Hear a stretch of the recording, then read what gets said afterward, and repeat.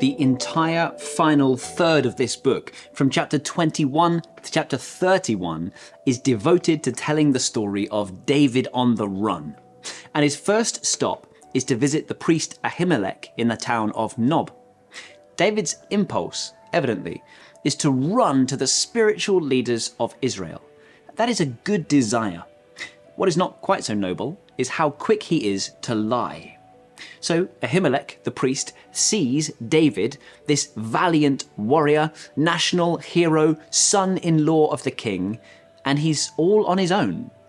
Something strange is going on, and it has come to Ahimelech's doorstep. Unsurprisingly, he trembles with fear when he meets David, and he asks him, "What's going on? Why are you alone? Why is no one with you?"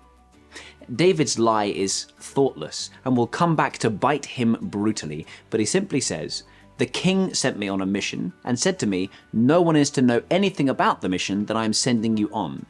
It's a clever response, it's a convincing explanation that closes down further questions, but its consequences cannot be seen by David from his vantage point. That's always the case, by the way. Often when we sin, we convince ourselves that we've got exceptional circumstances and it's not such a big deal in this instance. By the way, you'll see this over the coming chapters. David's fear now is eating away at his faith.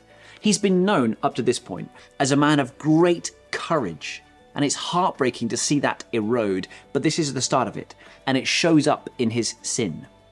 So, David is looking to feed the men who are with him. He plans to reunite with them with armfuls of bread from the tabernacle. A long time ago now, back in the book of Exodus, we talked about the setting up of the tabernacle and how inside the actual tabernacle structure itself, there were two rooms with a curtain dividing them. In that first room, there is a table for bread on the right.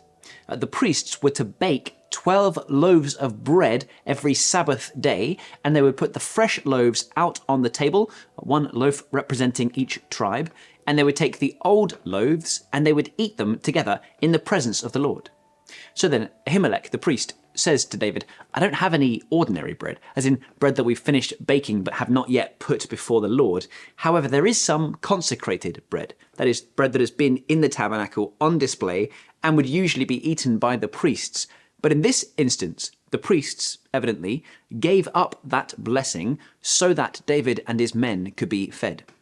And so, David and the men with him are sustained physically and then supplied even militarily. Look at what happens next. David asks Ahimelech, "Don't you have a spear or a sword here? I haven't brought my sword or any other weapon because the king's mission was urgent."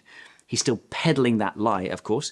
Now, he was in a rush. That is why he hasn't picked up any weapons for himself. But of course, the priest, thinking he's serving the king, thinking that he is helping the king's son-in-law, who's still in good standing with him, he is glad to offer the sword of Goliath, which is apparently in the tabernacle as a trophy of God's grace. Now, the chapter ends with a strange turn of events. David decides to go to the capital of the Philistines, the place called Gath. You might remember that Goliath was from Gath. Now, what on earth is David doing there, of all places? Well, probably he's just making a beeline for the one place where King Saul will not dream David will go. It's a bold, gutsy strategy. Evidently, he's hoping he can slip in amongst them, perhaps even having a sword that bears the hallmarks of a weapon made by the Philistines might help him to look like one of the locals, perhaps. He's evidently very different now from the boy who killed Goliath. He's taller, stronger, more muscled. He's weathered from many wars. You can imagine him perhaps growing out his beard or his hair, changing his physical appearance, hoping to blend in among them for the foreseeable future, him and his men.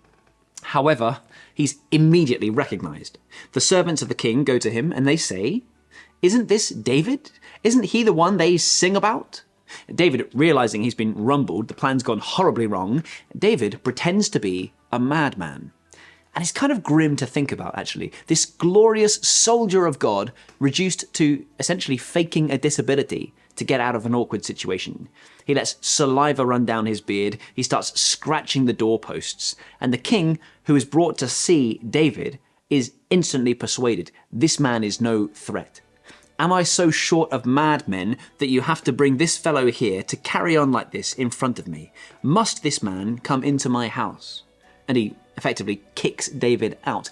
He unintentionally then releases the Philistines' most feared opponent back into the streets of the capital city. For today, just notice the way that fear eats away at faith.